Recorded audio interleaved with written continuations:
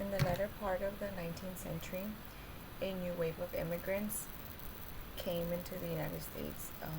These immigrants came in from Eastern Europe um, and Southern Europe. Most of the immigrants did not speak English, they didn't know how to write, and they were mostly poor. Like the previous immigrants who came in already having money. They came fleeing from economic hardship. Um, in these newspaper articles, it shows how they're darker skin color. They look poor. A lot of them have weapons. They draw them like animal like. Mm,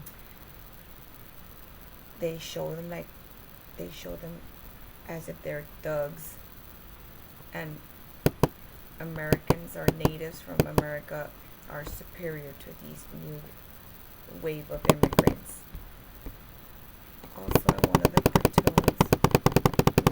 cartoons, it shows how how Americans, how Native Americans were so unfamiliar to the new religions that were coming in, the Catholics and the Jewish, and how they could overrun the schools here in the United States, in America, and they were trying to avoid that. It shows them to be evil like, with their face looking evil, monstrous, and how these new immigrants could control the schools and the environment.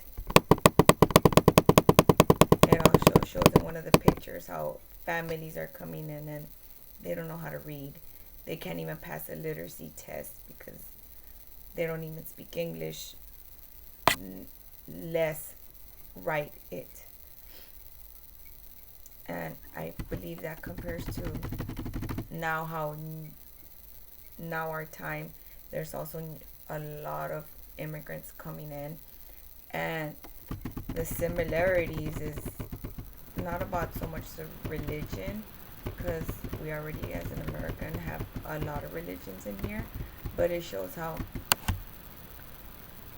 immigrants that are coming in are, a lot of them, not most of them, but how some of them are also, um, I guess you could say, thugs. How some of them don't know how to read or write. That's what I can see in common with the pictures from back then.